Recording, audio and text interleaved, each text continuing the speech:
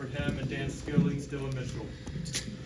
Well, certainly proud of my players. Thought they played with purpose tonight, offensively and defensively.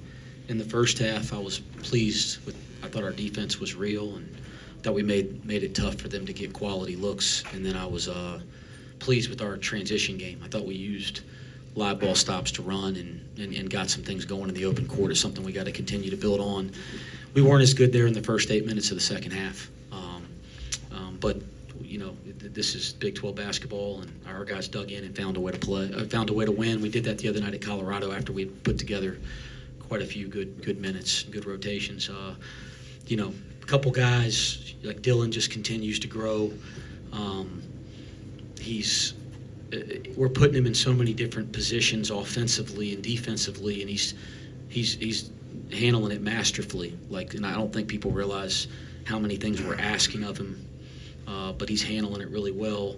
CMOS seems to be back in a good rhythm, which is really important. We're doing a better job of putting guys in position. I think they'll all benefit from that. I think we're close to getting more production from a scoring standpoint out of Aziz. I think we're close. I think it's, I think a lot of the things we're doing offensively, we have to make it easier on our players by how everybody executes and does their job. When the five guys on the floor all do their part, it gets better for everybody. We got to help. Used to talk about helping teammates all the time. That was a big thing years ago. Help a teammate. We got to help each other be better offensive players. But I think we're starting to do that better, and I think Aziz is going to finally kind of break out here and get some of those easy baskets around the basket that we're accustomed to him getting. Dan. I love Dan's aggressiveness to start the game. I thought he took great shots. I thought he was aggressive. He didn't make a couple of those, but that's going to happen for him. We know how good of an offensive player. And then I'll tell you the steal that Dan got for the layup and the steal Dillon got, I thought were really important baskets there in the second half. And again, Dan made some plays in the paint. He was attacking the basket. We're putting more pressure on the rim in the paint, and I think that's something we can build on. Day was terrific for us. I know he'd like to have the turnover back in the open court, but he's continuing to play well.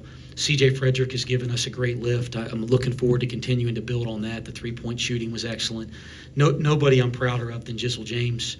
He's been dealing with illness the last couple days. He was in the training room getting an IV an hour before the game, and I thought you couldn't tell if you were watching him play, but he gutted one out tonight, and I don't think he slept in 2 or 3 days. He's been so sick, right? So I'm really, really proud of him. And then, the bench, the depth we're playing 10 the last couple games. I think that has to be a key for this team to continue to grow. It makes everybody better, and we're getting more production out of Josh, AP, and Tyler, and I think we got to continue to get more out of those guys and feel more comfortable to play them deeper in games to make sure these guys are getting more rest and are more fresh. So there's my thoughts. Happy we won and ready to prepare for the next one.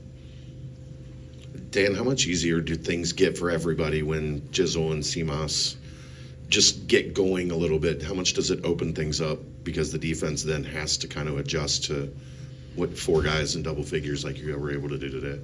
Yeah, 2 great players, and Jizzle's so good at creating a domino, coming off a ball screen, 2 coming to him, kicking out for somebody to shoot, and so it drags the defense to them, and it opens up shots for other people. And same with CMOS. CMOS coming off screens because he's such an elite shooter, has 2 players running him or people trying to run him off the line, so he drags people to come to him, and then other people get open. So them doing their jobs like they did tonight helps a lot of the team. Wes, 17 points off turnovers, 25 to 2 in fast break points. Do you kind of sense your team getting in transition more and speeding the game up with some of the offensive struggles lately in the half court? It's been an emphasis, and we got to keep getting better at it. Dillon, Coach kind of talked about asking you to do new things, adjust your game a little bit. What's it been like to be a third-year player that's been tasked with that, and how have you seen the growth process go? I think it just comes with trusting Coach knows what I'm good at. He knows all my strengths, and he puts me in the best situations to be successful, not only for myself but for the team. So I do whatever he needs me to do to help win games, and that's what it's come down to, just doing whatever it is. If it's screening, if it's picking and rolling, just doing whatever it is, making passes and stuff like that. Just whatever he needs to do to help the team win, and just being versatile as a player on both sides of the ball, I think that's just the biggest thing. So. Dillon, in the second half, Arizona State found their way to kind of creep back into this. Understanding the most important point on any play is to get the ball in the basket, but a couple plays, the big alley-oop from CJ, the windmill dunk. Is there any part of your head where you're like, I need to make this a little special to get the motivation, get the bench, get the crowd, get back into it?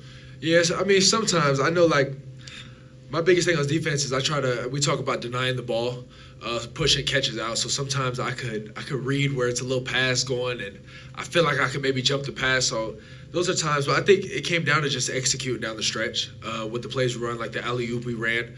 That's how we ran. We didn't run that at all. Then we ran it down the stretch. So I think it just came down to executing, playing hard to the last minute, the last whistle. And I think once we do that every time and just continue to execute down the stretch, we'll put ourselves in good positions.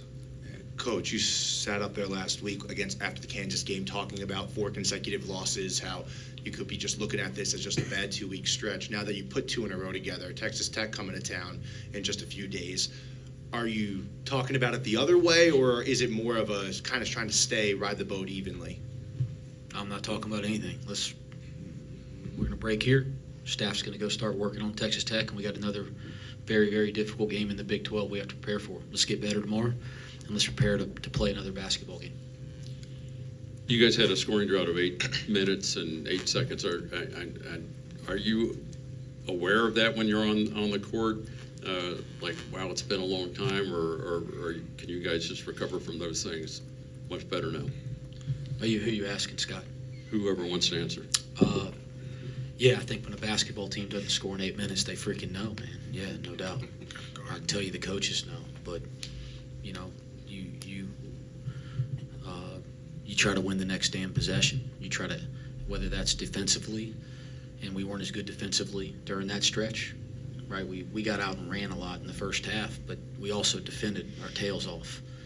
In that stretch in the second half, we didn't do a whole lot of things well. Didn't rebound well, didn't snatch the ball well, didn't get to loose balls well. So you just try to win the damn next possession, and then everybody do their job on offense and let these guys be the players they are. And I think everybody here sees in stretches that our guys are really damn good offensive players. So we'll just keep working at it. But yeah, we trust me, we know, they know. And, you know, what I'd say is to our players, is, yeah, you have an 8-minute stretch, you don't score, and you damn win a Big 12 game. Keep getting it out the mud. Just keep competing, keep playing the next play. Dillon, do you guys ever compete in practice for any dunk competitions, or who can throw down the best slams? No, not really. But sometimes when we work on our lob plays, AZ wants to get them, and we laugh about it. But no, not really. I don't know. I just go up there and do whatever's needed for me to do. Go dunk it. You didn't answer the question where you said who wins them. I don't think that. Come on. Y'all should know. Y'all would know. Coach Jaden Quaintance, 15 points, 14 rebounds tonight, 5 blocks as well. What stood out to him, and what kind of challenges did he present for you guys, especially as a young 17-year-old? He's incredible. And he's a really nice kid. We recruited him. He's been on our campus a couple times. A terrific young man. And you can see how much better he's getting as the year goes on. I remember watching them play against Duke back in like October in an exhibition game, and how much better their team is and how much better he is. It's, first of all, give Bobby a lot of credit. It's a really good basketball team. The thing that impresses me most is how he got every loose ball. I mean, he snatches every ball. Like that's incredible talent. And then so you know people that know how to get the ball with his size and ability to move. As his game continues to grow, he's already a very, very good player. He's going to be a great player. Coach Tyler Betsy, 5 points, saw a 3-pointer go in for the first time in a while.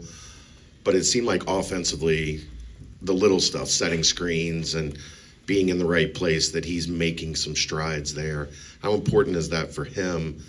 You know, everybody looks at the 3-point shooting because he's so good at it, but the little stuff that it seems like his game is growing. Yeah, I'm really, really happy for him. I kind of knew it was a matter of time. He's an elite shooter. I think everybody in our locker room, staff, we have a ton of confidence in him. And it's, not been the easiest start to conference play, but it's freshman in this league. That's hard, and he's doing a nice job starting to kind of turn the corner. I thought tonight his minutes were really impactful.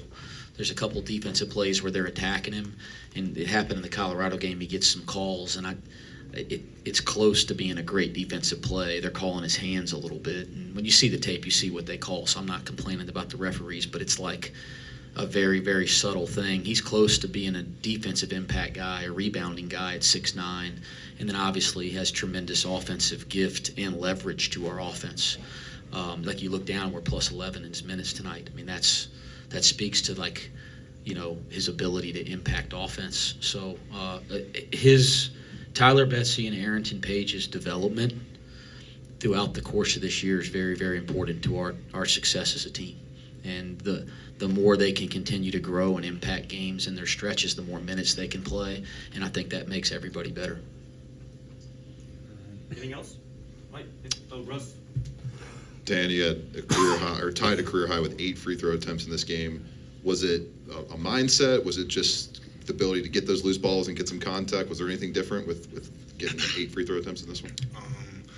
I feel like us as a team, we moved the ball really, really well and had them in long closeouts and scramble situations where we drive to the basket, draw 2, kick it out, and then hit the one more, and I pump fake because I'm wide open, and they come out, run out, and I had a straight line drive lane, and a couple of those I just was aggressive going to the basket, but I wouldn't have got those situations if my teammates didn't set me up for it.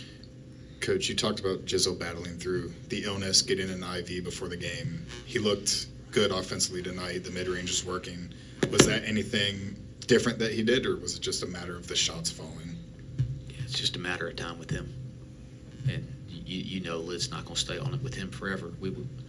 You guys have watched him for a year and a half, and you've already seen what he's capable of. So, as I've said, I don't worry about my guys, man. I have so much confidence in these kids, young men, I should say. A lot of them aren't kids anymore, but I have so much confidence in all of them. We know what they're capable of, and you got to let guys play as a coach. You got to let guys play through some failure and some mistakes, and when you do that, you know, they'll start getting back to playing at the level they can. And from a shooting standpoint, the ball's going to start going in for Jizzle. You could saw the start of that tonight. For those that don't know, how crazy is the prep time? You get home from Colorado late, you got to get this game in, and then Tuesday you have a quad 1 opportunity with Texas Tech, and it's like not much time to rest. Yeah, you know, we're playing 20 games in this league right this year. I think it'll change moving forward, but playing 20 games this year in 10 weeks, no buys, lots of travel, as you know, because the league's so spread out. But if you want, so it puts a lot of stress. The travel, we got back at 3:30 in the morning from Colorado on Wednesday night, and that's a really short turnaround to play at 2:00 on a Saturday, and then it's a really short turnaround to play again. But I'm sure somebody will try to twist this around that I'm complaining. Everybody, they'll leave this part of the quote out for sure, but everybody in our league is doing the same thing. So I'll answer the question that that creates its own challenge on coaches and really the players. But to make a deal out of it, that it has any impact over 20 league games, everybody's doing the exact same thing in this league. So it's to me, there's no point even worrying about it because, again, it's equal, in that sense. Everybody's got to go through it. 20 league games in 10 weeks, no buys, the whole league.